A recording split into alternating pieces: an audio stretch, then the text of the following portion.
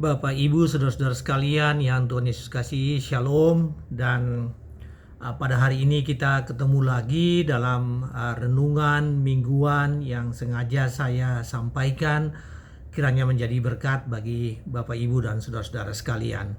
Nah, salah satu hal yang selalu menjadi idaman dari banyak orang di dunia yaitu apa yang disebut dengan kekayaan, harta atau properti. Nah, di dalam surat Paulus kepada jemaat di Efesus, Rasul Paulus menjelaskan tentang kekayaan yang lain, ya, yang merupakan anugerah atau berkat bagi orang-orang Kristen atau orang-orang yang dipilih Tuhan.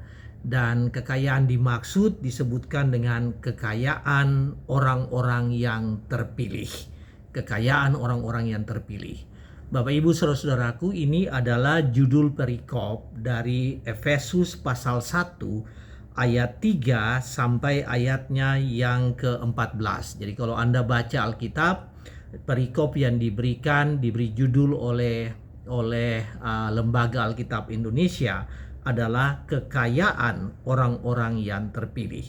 Itu terambil dari atau termuat di dalam Efesus 1 ayat 3 sampai dengan ayat 14. Namun pada hari ini, Bapak, Ibu, saudara-saudaraku, saya ingin kita menyoroti hanya ayat 3 sampai dengan ayatnya yang ke-10. Nah, mengapa demikian? Karena di dalam ayat 3 sampai ayatnya yang ke-10 dari Efesus pasal 1 menjelaskan tentang apa yang disebut dengan alasan atau sebab atau bahkan apa sih yang dimaksudkan dengan kekayaan orang-orang terpilih itu. Nah, saudara sekalian, saya ingin membaca ayat 3 bagi kita, ya. Jadi Efesus pasal 1 ayat 3 yang berbunyi demikian. Terpujilah Allah Bapa dan Tuhan kita Yesus Kristus, yang dalam Kristus telah mengaruniakan kepada kita segala berkat rohani di dalam sorga. Ini adalah, saudara, kalau Anda baca ayat ini dimulai dengan suatu ajakan dari Rasul Paulus kepada jemaat Efesus mengenai bahwa hidup mereka harus memuji Tuhan. Jadi terpujilah Allah dan Bapa Tuhan kita Yesus Kristus, yang dalam Kristus telah mengaruniakan kepada kita segala berkat rohani di dalam sorga. Nah, Bapak, Ibu, ini adalah ada teolog yang mengatakan bahwa ini adalah a hymn of praise, suatu nyanyian pujian yang Paulus sampaikan karena Paulus telah mengalami apa yang disebut dengan berkat rohani. Nah, berkat rohani itu, Bapak, Ibu, adalah yang disebut dengan spiritual blessing, ya, berkat yang spiritual. Tetapi kalau Anda mengalami itu, maka dimensi dari spiritual blessing itu bukan saja blessing atau berkat yang nantinya kita akan dapatkan, tetapi berkat yang sekarang pun sebagai anak-anak Tuhan, sebagai orang-orang percaya, sebagai orang-orang pilihan Tuhan sudah kita alami. Nah, saudara, dikatakan begini, ya, di dalam ayat 1, Efesus 3 ayat 1 dikatakan, terpujilah Allah dan Bapa Tuhan kita Yesus Kristus, yang dalam Kristus telah mengaruniakan kepada kita segala berkat rohani di dalam sorga. Nah, frasa yang digunakan segala berkat rohani yang di dalam sorga. Namun kalau Anda baca dari terjemahan lain, frasa yang sama ini dikatakan bukan segala berkat rohani di dalam sorga, tapi segala berkat rohani yang datang dari sorga. Jadi berkat rohani yang di sorga, tapi juga berkat rohani yang berasal dari sorga, yang telah dilimpahkan, dianugerahkan, ya, dianugerahkan kepada orang-orang percaya. Nah, saudara sekalian, pertanyaannya yaitu siapa yang dimaksudkan dengan orang-orang kudus, ya? Karena di sini dikatakan bahwa surat ini ditulis kepada orang-orang kudus yang berada di Efesus. Nah, kalau Anda melihat di dalam pasal 1 ayat 1 dikatakan bahwa kepada dari Rasul Paulus kepada orang-orang kudus di Efesus, yaitu orang yang percaya dalam Kristus Yesus. Jadi surat ini dialamatkan bukan hanya kepada orang-orang keturunan Yahudi yang berada pada saat itu, atau mereka yang adalah orang-orang Ibrani, tetapi juga kepada orang-orang di Efesus yang sudah percaya kepada Yesus Kristus. Nah, Paulus mengalamatkan surat ini dan Paulus mengatakan, terpujilah Allah kita, ya, yang kepada kita. Jadi Allah kita dan kepada kita telah dikaruniakan berkat-berkat rohani. Nah, kita adalah arti dari kita itu adalah termasuk orang-orang Yahudi yang pada saat itu, orang-orang percaya yang ada saat itu, dan termasuk Rasul Paulus sendiri sebagai pelayan pada saat itu. Jadi arti kata kita di sini menyangkut dimensi yang sangat luas yang terdiri dari orang-orang Yahudi maupun orang-orang yang non-Yahudi yang telah menjadi percaya, yang telah percaya kepada Kristus. Nah, saudara-saudara sekalian, ada 3 hal dari perikop yang kita baca, yaitu dari ayat 3 sampai ayat 14. Tapi saya akan fokus hanya dari ayat 3 sampai 10 yang menjelaskan apa yang dimaksudkan dengan spiritual blessing.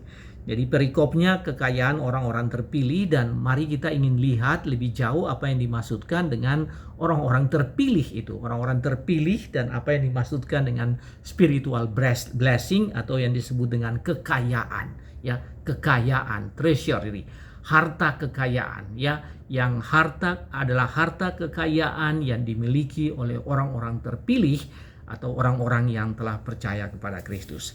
Nah, saudaraku, di dalam perikop ini dari ayat 1 sampai ayat 10 ada 3 alasan, ya, 3 sebab, ya, yaitu terambil dari ayat 4 sampai dengan ayat 6. Itu alasan pertama, sebab pertama mengapa Allah mengaruniakan spiritual blessing, ya, kekayaan bagi orang-orang terpilih. Dan yang kedua dari ayat 7 dan ayat 8, dan yang ketiga dari ayat 9 dan ayat 10. Jadi itulah 3 kekayaan, 3 alasan atau 3 sebab mengapa Allah mengaruniakan apa yang disebut dengan kekayaan bagi anak-anaknya, bagi orang-orang terpilih. Nah, mari kita lihat yang pertama. Yang pertama yaitu terambil dari ayat 4 ya sampai dengan ayatnya yang ke-6. Dikatakan begini, sebab di dalam Dia Allah telah memilih kita sebelum dunia dijadikan. Di dalam Kristus Yesus Allah telah memilih kita sebelum dunia dijadikan. Kemudian di dalam ayat 5 frasa yang sama juga berbunyi begini, yang hampir sama, ya. Berbunyi demikian, dalam kasih atau dalam kasih Yesus Kristus Ia telah menentukan kita dari semula. Jadi sebab di dalam Kristus Allah telah memilih kita sebelum dunia dijadikan. Namun di dalam ayat kelima atau sepadan dengan itu, dalam ayat kelima dikatakan dalam kasih Ia telah menentukan kita dari semula. Nah, saudara, kedua ayat ini sebetulnya menggambarkan atau menjelaskan tentang prinsip atau doktrin yang selama ini dipercaya oleh orang Kristen, yang orang Kristen percaya, yang disebut dengan predestinasi, ya, predestination. Bahkan kalimat atau frasa dalam kasih Ia telah menentukan kita dari semula.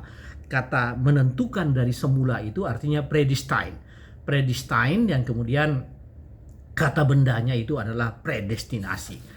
Jadi demikianlah. Jadi siapakah kekayaan kepada siapakah orang-orang terpilih itu? Orang-orang terpilih adalah orang-orang yang telah di ayat 4 mengatakan telah memilih sebelum dunia dijadikan, dan kemudian ayat 5 mengatakan ditentukan, ya, sejak dari semula di dalam Yesus Kristus. Bapak Ibu, saya tidak ingin kita terjebak dalam kata predestinasi ini, ya. Predestinasi itu konsep yang penting, tapi ingin saya simpulkan begini, bahwa setiap orang percaya adalah orang yang telah mengalami apa disebutkan dengan proses predestinasi. Anda yang percaya kepada Kristus, Anda adalah orang-orang yang telah dipilih oleh Tuhan Yesus. Anda yang telah ditentukan dari semula untuk diselamatkan. Anda adalah orang yang telah lahir baru, ya, yang tadinya telah mengalami apa yang disebut kalau dalam pengajaran dan dalam berbagai khotbah yang disampaikan oleh Calvin, ya, ini yang disebut dengan total depravity, kehancuran total, kematian total yang telah dialami, namun kematian secara rohani tentu saja, namun kemudian telah dipilih oleh Allah. Karena Anda mengenal Kristus, karena Anda percaya kepada Tuhan Yesus sebagai juru selamat, maka Anda dianggap sebagai anak-anak Allah. Anda diangkat, diadopsi sebagai anak-anak Allah, dan karena itu Anda mengalami kehidupan yang kekal. Itu adalah secara singkat apa yang disebutkan dengan telah menentukan, telah memilih Anda dari semula, telah memilih Anda sebelum dunia dijadikan. Bapak Ibu Saudara-saudaraku, di dalam ayat 4 dan ayat 5 dan ayat 6 ya dari Efesus pasal 1 ini disampaikan mengenai tujuan mengapa sampai Anda dipilih ya sebagai orang-orang percaya. Ayat 5 mengatakan, ayat 4 mengatakan supaya kita kudus dan tidak bercacat di hadapannya. Jadi tujuan dari pemilihan Anda supaya Anda hidup kudus dan supaya Anda tidak bercacat di hadapannya ya. Jadi tidak bercacat dan hidup kudus sesuai dengan firman Tuhan, sesuai dengan pengajaran Alkitab, dan itu merupakan salah satu tujuan. Kemudian di dalam ayat 5 dikatakan begini, supaya terpujilah kasih karunia yang mulia. Jadi Anda diselamatkan, dipilih supaya nama Allah semakin diagungkan, supaya Allah semakin dipuji ya, kemuliaan Allah semakin diagungkan karena Anda telah dipilih sebagai orang-orang percaya, sebagai anak-anak Tuhan yang telah ditentukan sejak semula, yang telah dipilih sebelum dunia ini dijadikan. Saudara-saudara sekalian, kepada jemaat Ibrani atau orang-orang Kristen diaspora, Rasul Petrus mengatakan begini, kamu adalah bangsa terpilih, imamat yang rajani, umat yang kudus, ya, bangsa yang kudus, umat kepunyaan Allah sendiri, yang telah dipanggil keluar dari kegelapan kepada terangnya yang ajaib ya. Kemudian itu 1 Petrus 2 ayat 9, kemudian ayat 10 mengatakan kamu yang dahulu bukan umat Allah. Nah, Saudara, Anda perhatikan kalimat ini, kamu yang dahulu bukan umat Allah, tetapi sekarang telah menjadi umatnya. Jadi 1 Petrus 2 ayat 9 menekankan tentang orang-orang yang terpilih, ya, bangsa yang terpilih yang kemungkinan saja Anda bisa mengartikan itu sebagai orang-orang Ibrani. Tetapi kemudian dalam ayat 10 mengatakan kamu yang dahulu bukan umat Allah. Jadi yang dahulu bukan umat terpilih, bukan umat Allah, tetapi sekarang telah menjadi umat Allah oleh karena keselamatan yang Anda terima di dalam Tuhan Yesus Kristus. Nah, tujuannya apa? Tujuannya di dalam 1 Petrus 2 ayat 9 dan 10 mengatakan begini, supaya kamu memberitakan perbuatan-perbuatan besar yang dari Dia, supaya kamu memberitakan perbuatan-perbuatan Allah yang besar itu, yang sudah dilimpahkan, yang sudah dialami oleh kamu, dianugerahkan kepada kamu, dan sudah dialami oleh kamu. Jadi kamu dipilih supaya kamu memberitakan perbuatan-perbuatan yang besar. Bapak Ibu, ini adalah kekayaan pertama. Kekayaan pertama yaitu bahwa Anda adalah individu, person yang telah dipilih Tuhan. Anda adalah orang yang istimewa, seorang yang istimewa, pribadi yang istimewa, dan karena itu Anda harus bersyukur karena Anda telah dipilih Tuhan dan Anda lebih berharga dari apapun di dunia ini. Karena Anda, Kristus datang ke dunia ini untuk mati dan mengorbankan dirinya, karena tidak ada cara lain untuk menjadikan Anda sebagai anak-anak Allah. Dan karena itu Anda itu begitu berharga. Saudara begitu berharga di mata Tuhan. Dan Anda adalah yang disebut dengan pribadi yang telah dipilih Allah untuk menjadi orang-orang percaya. Cara itu apa? Bersyukur kepada Tuhan. Dan itu merupakan kekayaan yang tidak ada bandingannya di dunia ini. Bahwa Anda adalah orang-orang terpilih atau Anda adalah individu yang terpilih. Saudara, itu dari Efesus pasal 1 ayat 4 sampai dengan ayatnya yang ke-6. Nah, yang kedua, apa sih yang disebut dengan kekayaan orang-orang terpilih? Kekayaan orang-orang terpilih yang kedua itu terdapat di dalam ayat 7 dan 8. Ayat 7 mengatakan begini, sebab di dalam Dia dan oleh darahnya kita beroleh penebusan, yaitu pengampunan dosa menurut kekayaan kasih karunia-Nya. Saudara, ini adalah alasan, ini adalah sebab, bahkan ini adalah kekayaan orang-orang terpilih yang kedua. Kalau yang tadi yang pertama predestinasi, bahwa Anda telah dipilih sebelum dunia dijadikan dan Anda diselamatkan dalam nama Tuhan Yesus. Tetapi yang kedua dikatakan kekayaan yang kedua, yaitu penebusan dosa. Penebusan dosa adalah spiritual blessings yang kedua, pengampunan dosa. Dan ini dilakukan, saudara, diperhatikan di ayat 7 dikatakan begini, menurut kekayaan kasih karunia-Nya. Jadi ini kekayaan spiritual blessing yang kedua itu adalah bahwa saudara ditebus dosa-dosanya, dan itu dilakukan karena kekayaan kasih karunia Tuhan. Allah begitu mengasihi, grace, kasih karunia yang diberikan Allah itu kepada Anda, kepada kita umat manusia. Dan kita mengalami pengampunan dosa, penebusan dosa. Dan karena itu kita harus bersyukur, karena itu adalah kekayaan bagi orang-orang yang telah diselamatkan. Saudara, ayat 8 mengatakan begini, yang dilimpahkannya kepada kita. Jadi kasih karunia yang dilimpahkannya kepada kita dalam segala hikmat dan pengertian. Jadi kasih karunia penebusan dosa itu adalah kekayaan. Dan tidak ada bandingannya, ya, yang tidak ada substitusinya. Diberikan kepada Anda, diberikan kepada kita dalam segala hikmat dan pengertian. Artinya dengan hikmat dari Allah, kita memahami tentang kasih karunia itu. Dengan hikmat yang Allah berikan, kita mengerti bahwa penebusan dosa itu adalah kasih karunia, ya. Pengampunan dosa adalah kasih karunia yang diberikan Allah kepada umatnya, kepada anak-anak yang percaya kepadanya, kepada setiap orang yang percaya kepadanya. Saudara, banyak orang berusaha mencari pengampunan dosa, ya. Banyak orang mencari itu. Dosa dihapus dengan amal baik, ya. Ada ajaran yang mengatakan bahwa dosa Anda akan ditimbang-timbang dengan perbuatan amal baik Anda. Dan apabila Anda punya perbuatan amal baik yang lebih besar, maka pengampunan dosa Anda, maka dosa Anda itu dikompensasi dengan perbuatan baik Anda. Saudara, dosa juga dihapus dengan cara Anda menarik diri dari dunia ini. Jadi banyak orang yang supaya dia menjadi hidupnya berkenan kepada Allah, kepada Tuhannya, maka apa yang dilakukan? Dia menarik diri dari dunia ini. Apa yang disebut dengan eskapisme. Eskapisme adalah aliran yang mengatakan bahwa supaya menjadi suci, menjadi benar, menjadi murni di hadapan Allah, maka tariklah diri dari dunia ini. Saudara, ini juga merupakan ajaran yang salah. Jadi bukan berarti kita harus keluar dari dunia ini, lalu kemudian itu membuat kita menjadi bersih, karena kita tidak tercemar oleh dunia ini. Jadi eskapisme juga adalah ajaran yang salah. Dosa dihapuskan karena orang mencederai dirinya. Jadi orang menghukum dirinya, orang mencederai dirinya, supaya sebagai wujud bahwa dia menyesal akan perbuatan-perbuatannya. Ini juga adalah bukan cara pengampunan dosa yang benar, yang dalam Kristiani diterima. Ini adalah hal-hal yang salah. Saudara, tidak mungkin seseorang bisa terlepas dari dosa, karena dosa itu adalah perbudakan, ya.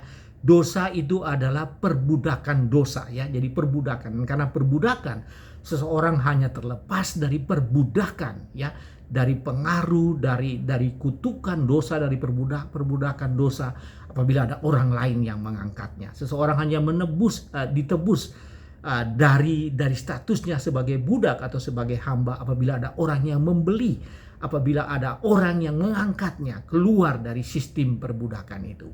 Dan itu adalah prinsip yang berlaku dalam iman Kristiani, bahwa dosa kita tidak bisa dihapuskan oleh siapapun kecuali oleh darah Tuhan Yesus Kristus.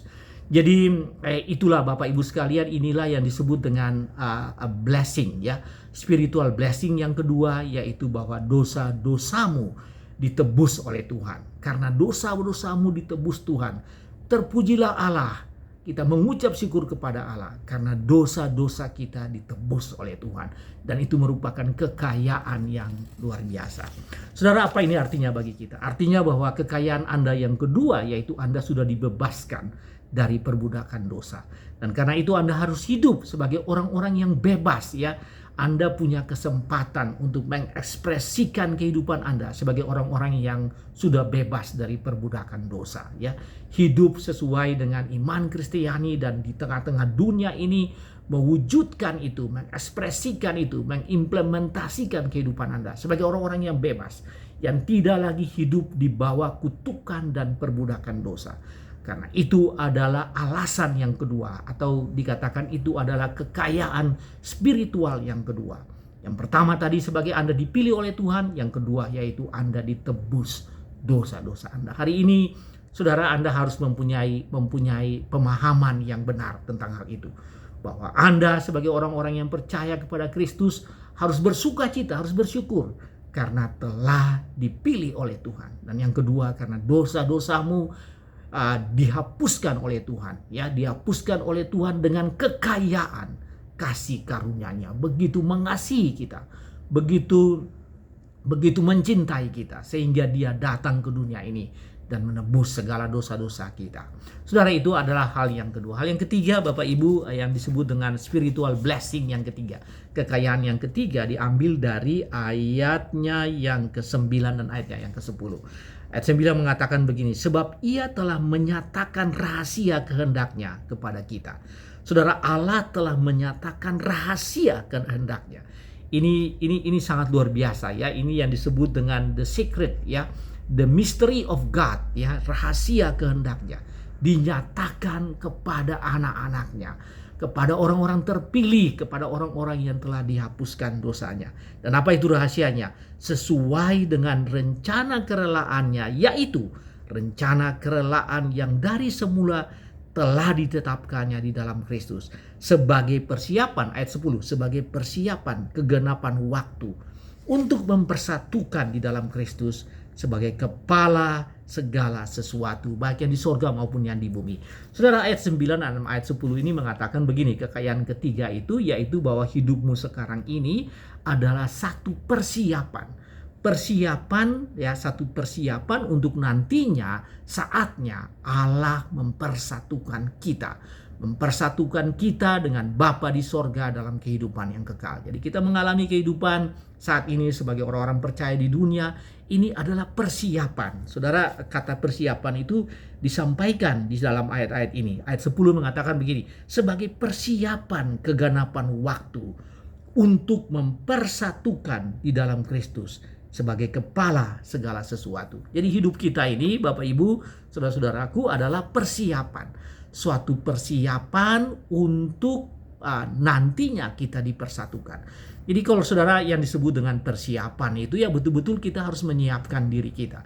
Kita harus hidup sedemikian rupa, menyiapkan diri kita ya dalam ibadah, di dalam kehidupan kita di dunia, dalam kegiatan-kegiatan kita, aktivitas kita di tengah-tengah dunia ini sebagai satu proses mempersiapkan diri kita untuk nantinya kita hidup dipersatukan di dalam sorga bersama-sama dengan semua orang percaya dalam kehidupan kekal bersama-sama dengan Allah Bapa di sorga.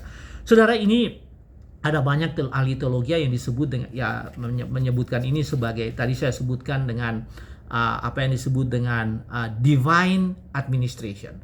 Divine administration itu yaitu bahwa tata kelola Allah pada saat ini berlaku di dunia ini. Tata kelola Allah itu berlaku bagi setiap orang percaya. Jadi setiap orang percaya dia menjalani hidupnya pada saat yang sama, dia juga pada hakikatnya, pada intinya kehidupannya itu adalah menyiapkan diri secara tata kelola kehidupan yang Allah limpahkan, Allah anugerahkan kepadanya. Jadi saudara, ini sangat mendasar. Apa arti hidup seseorang? Hidup seseorang itu adalah melakukan yang disebut dengan divine administration, ya, administrasi Allah atau tata kelola Allah yang berlaku bagi dirinya dalam segala aspek kehidupan.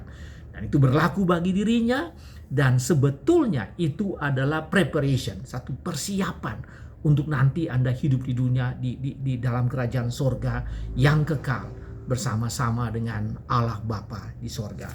Bapak Ibu saudara-saudara sekalian, ada satu lagu yang saya sangat senang, dan penyanyinya sudah agak oldies ya, sudah tua, sudah nggak ada. Ini penyanyi lama pada tahun 60-an dan 70-an, dan penyanyi itu namanya Jim Reeves.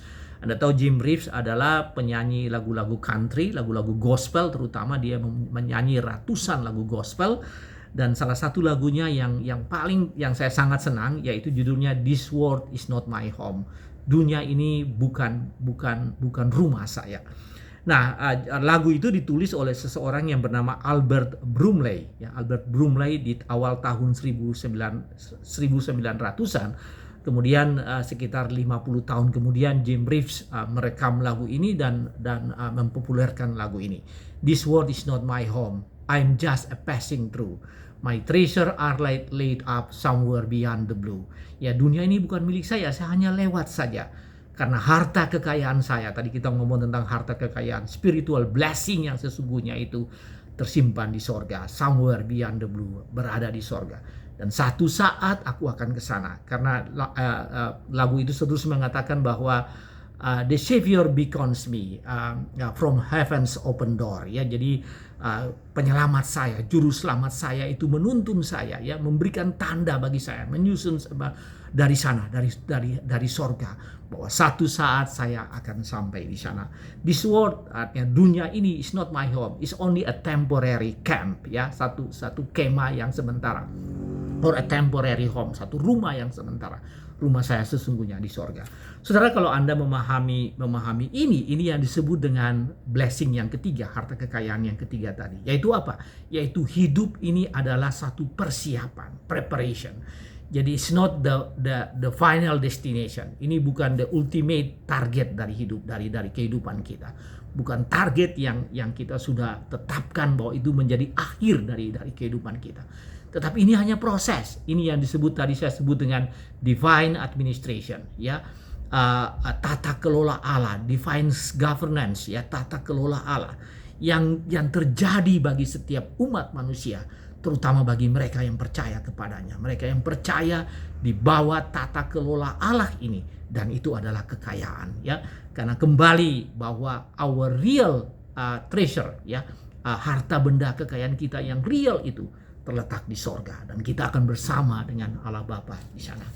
Bapak Ibu Saudara-saudaraku, apa ini artinya bagi kita? Artinya bagi kita bahwa alasan ketiga bahwa kita harus memuji Tuhan, bersyukur, dan merupakan kekayaan spiritual yang kita miliki, yaitu bahwa Anda harus memuji Tuhan dalam hidupmu, karena hidup ini hanya adalah satu persiapan. Ya, kamu harus prepare, kamu harus menyiapkan itu, menyiapkan bahwa satu saat nanti kamu akan bertemu dengan Bapa di sorga. Saudara, mungkin saja persiapan itu 60 tahun, mungkin kurang dari 60 tahun, mungkin 40 tahun, 50 tahun kehidupanmu, mungkin 70 tahun, mungkin 80 tahun kepada usia yang sudah para saudara-saudaraku yang sudah lanjut usia 80 tahun, mungkin juga 90 tahun, bahkan ada yang mencapai 100 tahun. Tetapi saudara, itu akan berakhir. Preparation stage itu, waktu preparation itu, persiapan itu, periode persiapan itu akan berakhir. Saatnya akan berakhir, dan pada saatnya berakhir hanya Anda punya pilihan. Apakah selama ini Anda adalah orang terpilih?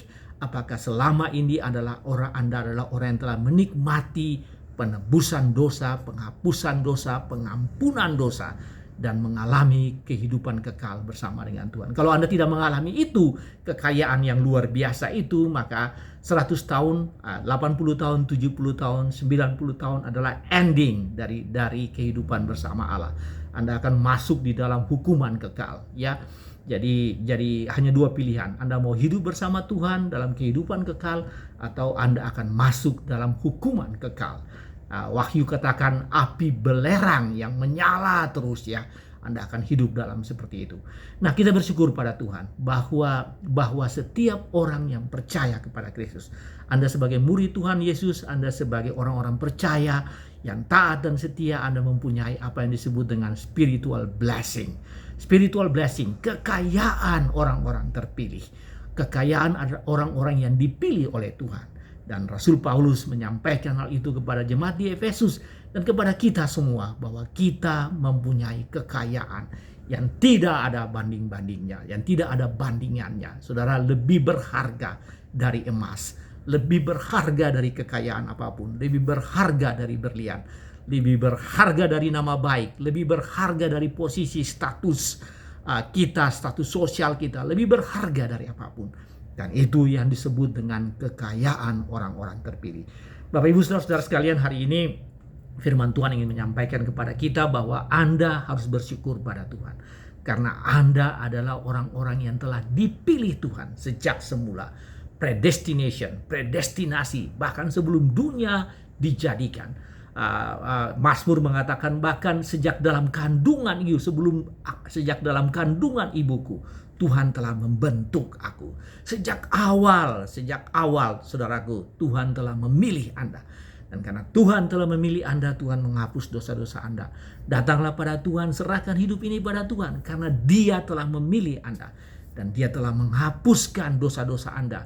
Perbudakan dosa yang tidak bisa dilepaskan oleh siapapun. Kecuali oleh kasih, karunia, dan kekayaan anugerah Tuhan. Tadi disebutkan kekayaan anugerah Tuhan yang meleputkan kamu, yang membebaskan kamu dari dosa-dosamu. Dan yang ketiga, bahwa kamu menyiapkan dirimu. Hidup ini adalah preparation yang Anda lakukan dalam usia 50 tahun, mungkin 60 tahun, 70 tahun, 80 tahun, 90 tahun, bahkan 100 tahun. Bersyukur pada Tuhan kalau Anda prepare yourself untuk 100 tahun, untuk nanti setelah itu Anda bertemu dengan Tuhan. Berapapun usia Anda, itu adalah preparation, persiapan Anda untuk nanti bertemu bersama-sama dengan Tuhan. Dan 3 kekayaan rohani itu adalah predestination, bahwa Anda orang terpilih, penebusan dosa, dan hidup ini adalah preparation, persiapan untuk bertemu dengan Tuhan. Karena itu Anda harus bersiap untuk itu. Saudara, sebagai take away, sebagai pekerjaan rumah bagi kita, kelolalah ya. Jadi silakan Anda mengelola kehidupan ini dengan sebaik-baiknya sebagai pribadi atau individu yang telah dipilih oleh Allah, dipilih oleh Allah, ditebus oleh Allah, dan diselamatkan oleh Allah. Kelola kehidupan ini dengan baik. Ibadah, bersyukur, bekerja, bahwa Anda telah diselamatkan oleh Tuhan, dan membawa puji-pujian yang tidak henti-hentinya kepada Tuhan. Dekat dengan Tuhan, setia pada Tuhan. Karena apa? Karena Anda adalah orang-orang terpilih, dan bahwa hidup Anda ini diberkati dengan suatu proses yang disebut dengan persiapan untuk nanti hidup bersama-sama dengan Allah di sorga. Tuhan berkati saudara sekalian. Amin.